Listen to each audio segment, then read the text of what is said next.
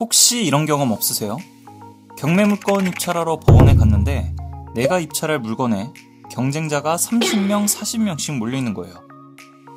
야, 이거 뭐 로또 맞추는 것도 아니고 이렇게 경쟁 치열하면 경매해도 되는 거야?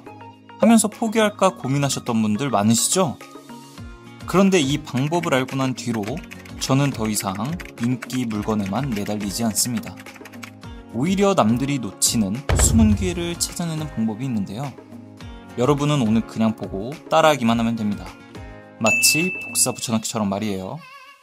한번 배우면 평생 써먹을 수 있는 방법, 지금 같이 보러 가시죠. 바로 시작합니다.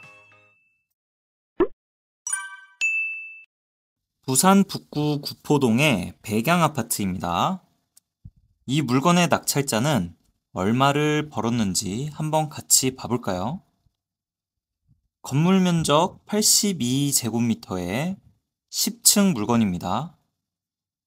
최초 감정가 1억 2,770만 원에 감정되었고 1회 유찰되어 2022년 12월 29일에 2명이 입찰해서 8,329만 원에 낙찰을 받았습니다. 자, 등기부를 보면 2012년 12월 21일에 우리은행에서 근저당권을 설정을 했고 2021년 12월 27일에 한국주택금융공사에서 이미 경매를 넘겼습니다. 자, 임차인 현황을 볼게요. 조사된 임차 내역이 없으니 소유자가 점유하고 있어 인수할 게 없는 깨끗한 물건입니다. 자, 낙찰 당시의 시세를 보면 2022년에는 거래된 게 없고 2021년 11월에 12층 물건이 1억 2,650만 원에 거래된 게 있네요. 자, 더 과거 실거래가를 보면 어때요? 시세 변동이 크게 없어 지금처럼 대출 규제가 있거나 아니면 과거 금리가 높았던 시장에도 영향을 크게 받지 않는 입지로 보이네요. 자, 시장의 영향을 크게 받지 않으니 가격만 싸게 받으면 언제 팔아도 수익이 나는 물건이겠다라는 생각이 들어요. 그럼 주변 아파트의 시세와 지금 보고 있는 물건의 평당가가 어느 정도 형성되어 있는지 보겠습니다. 자, 저희는 호갱노노라는 사이트를 이용할 겁니다. 호갱노노에서 해당 아파트 검색을 해주시고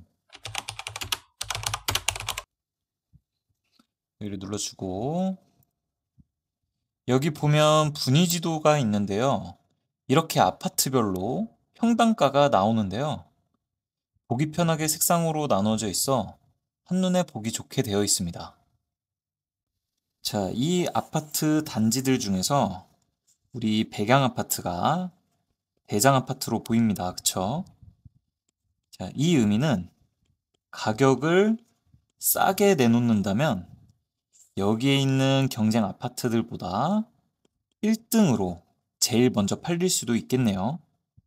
자, 이런 식으로 유추해보고 계속 따라가 볼게요.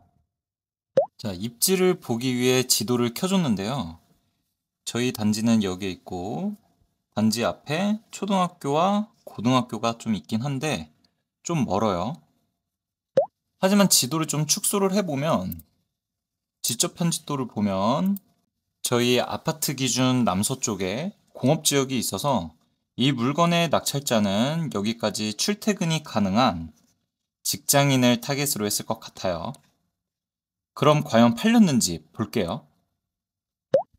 자, 낙찰자가 실거주하지 않는 이상 바로 팔았거나 전세나 월세를 맞췄을 거예요.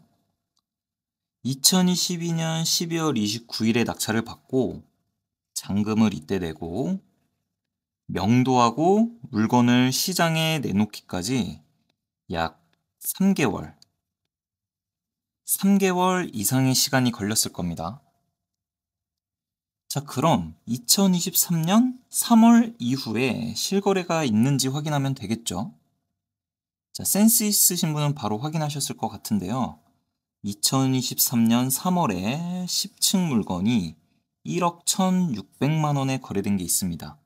자, 이 거래된 게 낙찰된 물건인지 아는 방법은 이 등기부 등본을 떼봐야 합니다.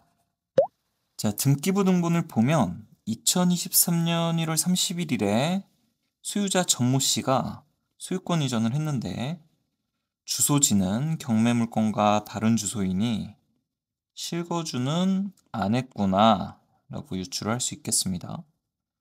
그 이후에 2023년 3월 4일에 이 물건을 매수한 강모 씨의 주소도 경매물건 주소와 다른 걸 보아 실거주가 아님을 알 수 있습니다.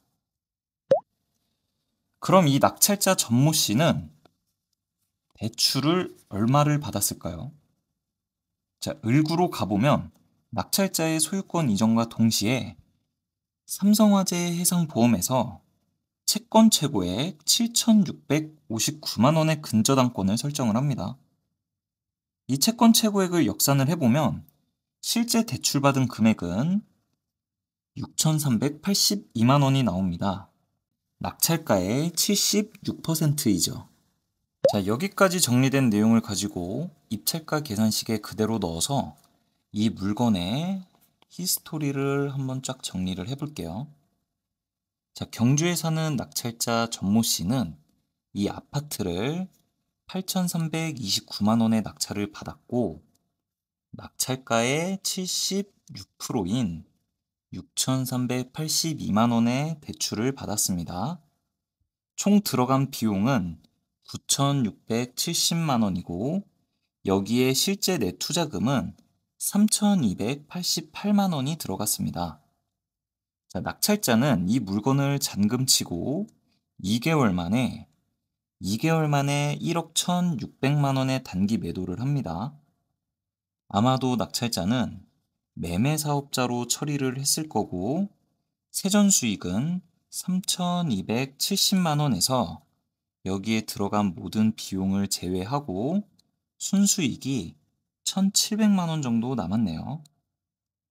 자, 이 순수익을 실제 투자금과 비교를 해보니 투자금 대비 수익률은 53%고 낙찰가 대비 수익률은 21%더라 라고 결론을 지을 수 있겠습니다. 자, 이런 복귀 훈련을 계속하게 되면요.